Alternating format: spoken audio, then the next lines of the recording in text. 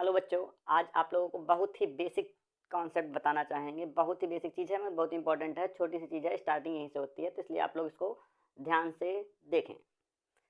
सबसे पहले परमाणु संकेत, यानी कोई भी परमाणु है, कोई भी तत्व है, उसका संकेत कैसे देते हैं, सही मायने में लिखना और सही मायने में समझना।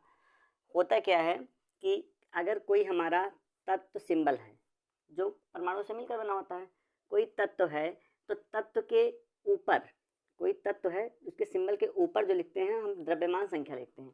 तत्व के ऊपर द्रव्यमान संख्या लिखते हैं और दाएं साइड लिखते हैं, और उसके बाद बाएं साइड तुम्हारा क्या लिखते हैं, परमाणु क्रमांक। परमाणु क्रमांक को हमेशा नीचे लिखते हैं। बहुत सारे बच्चे होते हैं कि मतलब वो ये इतनी बेसिक सी गलती कर देते हैं कि परमाणु क्रमांक को गलत कर देते हैं। तो हमेशा परमाणु क्रमांक को नीचे लिखा जाता है और परमाणु द्रव्यमान को ऊपर लिखा जाता है। ये 2 पॉइंट। और बीच में क्या लिखा जाता है, बीच में तत्व का सिंबल लिखा जाता है। इसे कुछ ये तो एक हमने ऐसा सिंबल ले लिया है और इसका एग्जाम्पल ले सकते हैं। कोई तो तुम्हें काफ़ी एग्जाम्पल दिखा सकते हैं। जैसे हमारा होता है कार्बन, कोई बोले कार्बन 612 लिखूँ, कार्बन 612, ये कार्बन का सिंबल और एटॉमिक मास लिखूँ, तो सिंबल तो सी हो गया, सिंबल क्या हो गया, ये तत्व कौन सा है, कार्बन है, तो इस तत्व का हम क्या लिख देंगे, कार्बन। अब इसका क्रमांक, परमाणु क्रमांक कितना है, 6 होता है, एटॉमिक डबल कर देते हैं, 12 होता है। इसी प्रकार अगर कोई पूछ ले नाइट्रोजन, तो नाइट्रोजन में जब 7 बोलेंगे ना, नाइट्रोजन 7, तो क्रमांक नीचे लिखा जाता है। हमेशा क्रमांक ही अधिकतर बोला जाता है, भार बहुत कम बोला जाता है, ठीक है।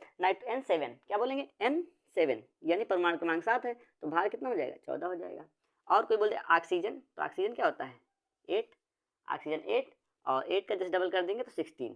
तो अब आप लोगों को परमाणु क्रमांक और द्रव्यमान संख्या लिखना आ गया होगा। और ये तत्व का सिंबल बीच में लिखते हैं, और अधिकतर तत्व का सिंबल क्या होता है, कैपिटल लेटर में। पहला वर्ड कैपिटल में होता है, और अगर 2 वर्ड होते हैं तो सेकंड वर्ड स्मॉल में होता है।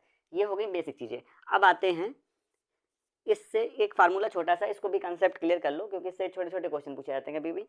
परमाणु क्रमांक यानी ये नीचे वाली संख्या, परमाणु क्रमांक जो होता है वही हमारी इलेक्ट्रॉनों की संख्या होती है। परमाणु क्रमांक क्या होता है, परमाणु क्रमांक ही इलेक्ट्रॉनों की संख्या होती है। जैसे इसका परमाणु क्रमांक 2 है, तो इसमें कितने इलेक्ट्रॉन होंगे, 2 इलेक्ट्रॉन होंगे। और जो इलेक्ट्रॉन होती हैं उतनी ही संख्या में क्या होते हैं, प्रोटॉन होते हैं।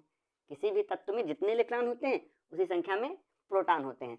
या हम सरल भाषा में बोल सकते हैं, परमाणु क्रमांक इलेक्ट्रॉनों की संख्या के बराबर होता है और इलेक्ट्रॉनों की संख्या प्रोटॉनों की संख्या के बराबर होती है। यानी बोल सकते हैं परमाणु क्रमांक, इलेक्ट्रॉनों की संख्या और प्रोटॉनों की संख्या सब क्या होती है, बराबर होती हैं। किसी भी परमाणु में या किसी भी तत्व में परमाणु क्रमांक, इलेक्ट्रॉनों की संख्या और प्रोटॉनों की संख्या क्या होती है, बराबर होती हैं। अब उसके बाद जैसे हाँ, और एक चीज़ आ गई तुम्हारी, दूसरा पॉइंट हमें याद रखना है, परमाणु द्रव्यमान। द्रव्यमान कहाँ पे होता है, ऊपर होता है। परमाणु द्रव्यमान कहाँ पे लिखा जाता है, हमेशा सिंबल के ऊपर लिखा जाता है। अब परमाणु द्रव्यमान हमें निकालना हुआ कहीं पे, तो परमाणु द्रव्यमान किसके बराबर होता है, इलेक्ट्रॉनों की संख्या के और न्यूट्रॉनों की। यानी इलेक्ट्रॉन और न्यूट्रॉनों का योग क्या होता है, परमाणु द्रव्यमान होता है। और इलेक्ट्रॉन काहे के बराबर होते हैं, प्रोटॉन के बराबर होते हैं। तो इलेक्ट्रॉन की जगह पे हम क्या ले सकते हैं, प्रोटॉन भी ले सकते हैं, या बोल सकते हैं प्रोटॉन या neutron, proton plus neutron. Proton और न्यूट्रॉन का योग क्या होता है, परमाणु द्रव्यमान होता है। चाहे हम बोलते हैं इलेक्ट्रॉन और न्यूट्रॉन का योग क्या के बराबर होता है, परमाणु द्रव्यमान के बराबर होता है। यानी परमाणु द्रव्यमान में या हम इलेक्ट्रॉन और प्रोटॉन किसी में भी न्यूट्रॉन को जोड़ देते हैं तो हमारा परमाणु द्रव्यमान ज्ञात हो जाता है। तो ये कॉन्सेप्ट बेसिक सी चीज़ थी, छोटी सी चीज़ थी, आप लोगों को क्लियर हो गई।